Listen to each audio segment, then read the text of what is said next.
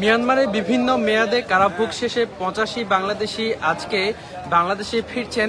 এছাড়া বাংলাদেশে মিয়ানমার থেকে পালিয়ে আসা ১২৩ জন মিয়ানমার সীমান্তরক্ষী বাহিনী, বিজিপি এবং সেনা সদস্যরা আজকে বাংলাদেশ থেকে তাদের স্বদেশ অর্থাৎ মিয়ানমারে ফেরত যাবেন। আমি এই মুহূর্তে কক্সবাজারের নুনিয়ারচড়া বিআইডব্লিউটিএ ঘাট থেকে আপনাদের সাথে সরাসরি যুক্ত হয়েছে এবং দেখানোর চেষ্টা করছি আপনাদেরকে এখানকার সর্বশেষ পরিস্থিতি। আমরা যেমনটি দেখতে পাচ্ছি, এই নুনিয়ারচড়া ঘাট এলাকা নিরাপত্তার চাদরে ঢেকে রাখা হয়েছে। এখানে বর্ডার গার্ড বাংলাদেশ, বিজিবি সদস্যরা যেমন রয়েছে, পাশাপাশি পুলিশকে আমরা দেখতে পাচ্ছি। এছাড়া আমরা দেখতে পাচ্ছি ৮৫ জন বাংলাদেশি যারা আসছে তাদের স্বজন যারা রয়েছে তারা এখানে ভিড় করেছে। পাশাপাশি গণমাধ্যম কর্মী যারা রয়েছে তাদেরকেও আমরা দেখতে পাচ্ছি সংবাদ সংগ্রহের জন্য এখানে উপস্থিত হয়েছে।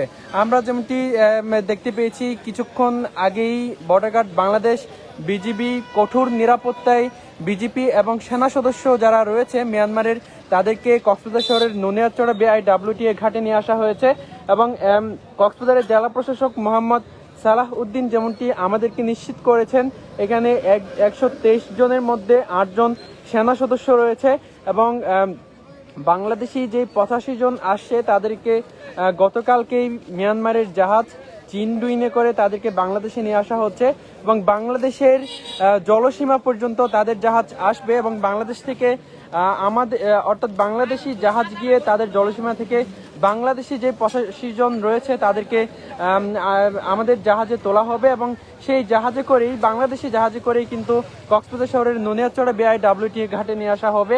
এরপর বাংলাদেশে যারা মিয়ানমারের সীমান্তরক্ষী বাহিনী এবং সেনা সদস্যরা আশ্রয় নিয়েছে তাদেরকে এখান থেকে নিয়ে যাওয়া হবে এগিয়ে জাহাজে করে এবং মিয়ানমারের জলসীমায় অবস্থানরত মিয়ানমারের জাহাজে করেই কিন্তু জাহাজেই বাংলাদেশের জাহাজ থেকে তাদেরকে তুলে দেওয়া হবে। আমরা এখানে দেখতে পাচ্ছি একেবারেই নিরাপত্তার চাদরে কক্সবাজার শহরের বিআইডব্লিউটিএ নুনিয়ারচড়া ঘাট এখানে ঢেকে রাখা হয়েছে। আমরা দেখতে পাচ্ছি এখানে কঠোর আইন শৃঙ্খলা বাহিনীর কঠোর অবস্থান আমরা দেখতে পাচ্ছি।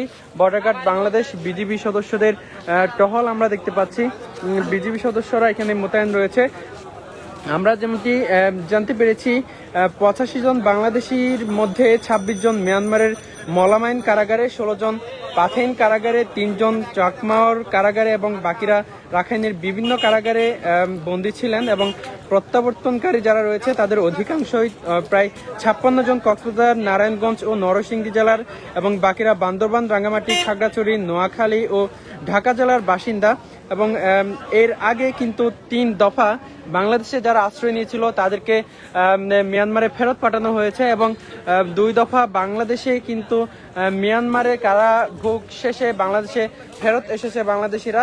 আমরা যেমনটি দেখতে পেয়েছি প্রথম দফা অর্থাৎ ১৫ই ফেব্রুয়ারি কক্সবাজারের ইনানি সমুদ্র সৈকতে অবস্থিত নৌবাহিনীর জেটিঘাট থেকে বাংলাদেশে পালিয়ে আশ্রয় নেওয়া ৩৩০ বিজিপি সেনা এবং কাস্টমস কর্মকর্তা ও তাদের পরিবারের সদস্যদের ফেরত পাঠানো হয়েছিল এবং আমরা এর পরে আমরা যেমনটি দেখেছি ২৫ এপ্রিল কক্সবাজার শহরের নুনিয়ারচড়া বিআইডব্লিউটিএ ঘাট থেকে ২৮৮ জন সেনা ও বিজিপি সদস্য ফেরত পাঠানো হয় এবং ১৭৩ বাংলাদেশি নাগরিক বাংলাদেশে ফেরত আসে ওই সময়ের মধ্যেই।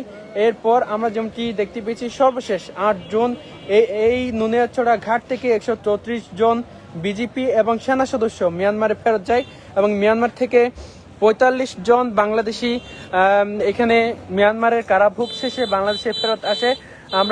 সেটি আমরা দেখেছি এবং আজকে সর্বশেষ ৮৫ জন বাংলাদেশি এখানে বাংলাদেশে আসছেন মিয়ানমার থেকে কারাভোগ শেষে এবং ১২৩ জন মিয়ানমার সীমান্তরক্ষী বাহিনী, বিজিপি এবং ৮ জন সেনা সদস্য তাদের সদস্যে ফেরত যাবেন। আমরা স্বজনদের সাথে একটু কথা বলতে চাই। আচ্ছা, আপনার কোন জায়গা থেকে আসছেন? আমরা টেকনাফ ইউনিয়নের বারসারা ইউনিয়ন থেকে আসছি, টেকনাফ থানার। আচ্ছা, আপনার কে আসছে? আমার কেউ বাগিনা লাগে, কেউ ভাই লাগে। আমি কিন্তু ওই সংশ্লিষ্ট ওয়ার্ডের মেম্বার। আমাদের একটা ফিশিং বোট খারাপ হয়ে সমুদ্রের মাছ ধরার জন্য গেছিল, খারাপ হয়ে ওখানে ইঞ্জিন বিকট হওয়ার কারণে ওরা মায়ানমারে গিয়ে উঠছে। প্রায় ১৫ দিন পরে খবর পাই যে ওরা মায়ানমারের কি যেন একটা নাম, সাফরু কি একটা নামে ওই জায়গায় গেছে। ওখানে যোগাযোগ করার পরে আমরা এখান থেকে কাগজপত্র পাঠাই। আজকে দীর্ঘ 10 মাস পরে ওরা আজকে আমাদের মাঝে ফিরে আসতেছে। কালকে আমাদেরকে খবর দেওয়া হয়েছে যে আপনাদের লোকগুলো আসতেছে, আপনারা এসে রিসিভ করে নিয়ে যান। সেজন্য আমাদের আসা। আপনার এলাকার কয়জন আছে? আমার এলাকার 5 জন। 5 জন আছে। 5 জন আছে। অর্থাৎ আপনার এলাকার ভোটার ওরা জি, জি, আসতেছে জি, এবং জি। আত্মীয় স্বজন আছে, এই জন্য অবশ্যই, আসছেন আপনি। অবশ্যই, আপনার নাম কি? কোন আমার নাম কোন ইউনিয়ন? মোহাম্মদ ফরিদুল্লাহ, বারসারা ইউনিয়নের 7 নম্বর ওয়ার্ডের মেম্বার আমি। জি, অসংখ্য ধন্যবাদ। আমরা একজন ইউপি সদস্যের সাথে কথা বলছিলাম, মোহাম্মদ ফরিদুল্লাহ, বাহারছড়া ইউনিয়নের 7 নম্বর ওয়ার্ডের মেম্বার, তার সাথে কথা বলছিলাম। এবং আমরা যেমনটি দেখতে পাচ্ছি এখানে স্বজন যারা রয়েছে, যারা 85 জন বাংলাদেশি বিভিন্ন মেয়াদে মিয়ানমারের কারাগার থেকে কারাভোগ শেষে যারা আসছেন তাদের স্বজনদের আমরা এখানে উপস্থিতি আমরা দেখতে পাচ্ছি। এই স্বজনরা তাদের যে আত্মীয় স্বজন বিভিন্ন মেয়াদে কারাগারে বন্দী ছিল তারা আজকে ফেরত আসে, তাদেরকে নিয়ে আসার জন্য এখানে উপস্থিত হয়েছে। আমরা সেটি দেখতে পাচ্ছি। আমরা দুপাশেই স্বজনদের ভিড় আমরা লক্ষ্য করছি।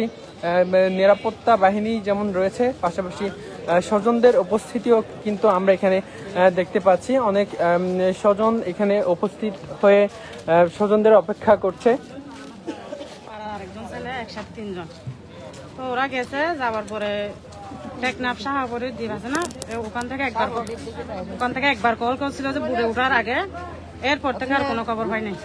এখন পর্যন্ত কোনো ওদের সারা শব্দ কোনো কিছু পাই নাই আমরা। 13 বছর চলে গেছে এখন অলরেডি, ধরেন 13 বছর হয়েছে আর কি। এখনো পর্যন্ত কোনো খবর ওরা কি বেঁচে আছে নাকি মারা গেছে মানে কোনো কিছু পাই নাই এখন আমরা। তো আমরা আজকে আসছি, কালকে একজন মিডিয়ার মানে মোবাইলের মাধ্যমে খবর পাইছি মানে আজকে নাকি এখানে কতগুলো মানুষ নিয়ে আসতেছে জেল থেকে। তো ওখানে আমরা যদি পাই আর কি আমাদের বাইকে আমরা তো চিনবো, তো এই জন্য আমরা আসছি। এমনিতে জানি না যে ওরা আসছে কিনা এখানে, আমরা আশা নিয়ে আসছি ওদেরকে পাবো এই জায়গায় এরকম আর কি। আচ্ছা, মানে আপনার সাথে যোগাযোগও করা হয়নি? না, কিচ্ছু করা হয় নাই আমাদের। আচ্ছা আচ্ছা। আমরা এখানে দেখতে পাচ্ছি যে 85 জন বাংলাদেশে আসছে, তাদের খবর পেয়ে অনেক নিখোঁজের পরিবার এখানে আসছে। এবং আমরা এখানে দেখতে পাচ্ছি চারপাশে মিয়ানমারের বন্দিশালায় যারা বন্দী ছিল এবং বিভিন্ন মেয়াদে যারা নিখোঁজ রয়েছে তাদের পরিবারও কিন্তু এখানে ভিড় করছে। আমরা সেটি দেখতে পাচ্ছি। সকাল থেকেই এই মানুষগুলো অপেক্ষা করছে, তাদের পরিবারের স্বজনরা এখানে আসছেন, এই কারণে অপেক্ষা করছেন, আমরা সেটি দেখতে পাচ্ছি। এবং নিরাপত্তা ব্যবস্থা কিন্তু কঠোরভাবেই জোরদার করা হয়েছে, সেটি আমরা দেখতে পাচ্ছি। আমরা আরও কয়েকজনের সাথে একটু কথা বলতে চাইবো যারা স্বজনদের অপেক্ষায় এখানে এসেছেন এবং অপেক্ষারত আছেন, তাদের সাথে একটু কথা বলার আমরা চেষ্টা করব।